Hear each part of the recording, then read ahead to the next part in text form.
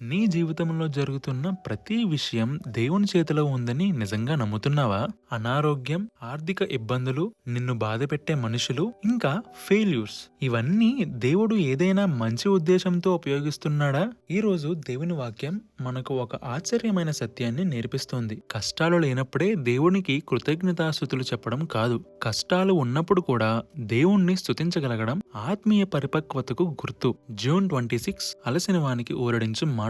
Brother భక్సింగ్ గారి ministry నుండి సేకరించిన డైలీ మెడిటేషన్ సమరీని ఈరోజు కలిసి ధ్యానిద్దాం. మన ప్రభువైన తండ్రి దేవుని ప్రేమలోను రక్షకుడైన యేసు క్రీస్తు కృపలోను మీ అందరికీ శుభములు. ఈరోజు వాక్యం తెసలోనికాయులకు రాసిన మొదటి పత్రిక 5వ అధ్యాయము 18వ వచనం. ఇంగ్లాండ్ దేశంలో రాజు రాణి పట్టాభిషేక ఊరేగింపులో ఉపయోగించే ఒక ప్రత్యేకమైన రాజవాహనం ఉండేది. ఆ వాహనానికి ఇరువైపులా అందమైన దీపస్తంభాలు ఉండేవి. ఒకసారి ఆ దీపస్తంభాలను శుభ్రం చేయడానికి ఒక యువకుణ్ణి నియమించారు. ఆ యువకుడు ఎంతో శ్రమించి వాటిని ప్రకాశవంతంగా శుభ్రపరిచాడు.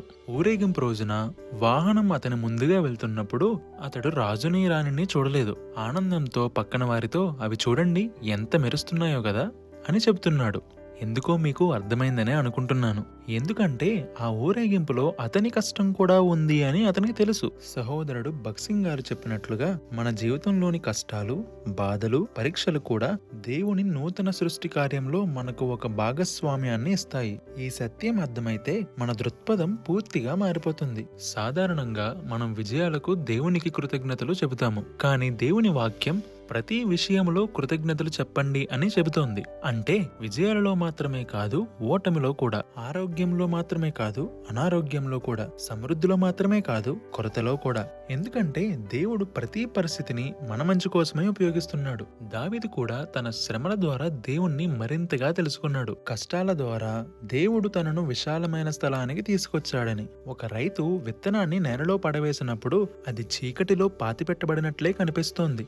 బయట నుండి చూస్తే అది నశిస్తున్నట్లు, కుళ్ళుతున్నట్లు అనిపిస్తుంది. కానీ అదే ప్రక్రియ ద్వారా అది మొలకెత్తి ఫలమిచ్చే చెట్టుగా మారుతుంది. మన జీవితంలోని కష్టాలు కూడా అలాగే ఉంటాయి.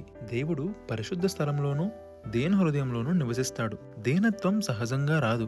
చాలాసార్లు దేవుడు మనలను వినయపరచడానికి పరిస్థితులను ఉపయోగిస్తాడు. కొన్నిసార్లు మన శత్రువులను కూడా ఉపయోగిస్తాడు.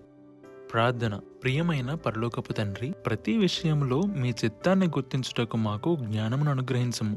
మేము చాలాసార్లు కష్టాలను చూసి సనుక్కున్నాము, గొనుక్కున్నాము. కానీ ఈరోజు మీ వాక్యం ద్వారా ప్రతి పరీక్ష వెనుక మీ ప్రేమగల ఉద్దేశం ఉందని మాకు గుర్తు చేసినందుకు మీకు స్తోత్రములు. ప్రభువా, విజయాలలో మాత్రమే కాదు, కష్టాలలో కూడా మిమ్మల్ని స్తుతించగల విశ్వాసాన్ని మాకు అనుగ్రహించము. మా హృదయాలలో దీనత్వాన్ని కలుగుచేయము. ప్రతి పరిస్థితి ద్వారా మమ్మల్ని మీకు మరింత దగ్గరగా నడిపించము. మీ కృప ద్వారానే మేమున్నామని ఎల్లప్పుడూ గుర్తుంచుకునే వినయ హృదయాన్ని మాకు అనుగ్రహించము. యేసు క్రీస్తు నామములోనే ప్రార్థిస్తున్నాము తండ్రి.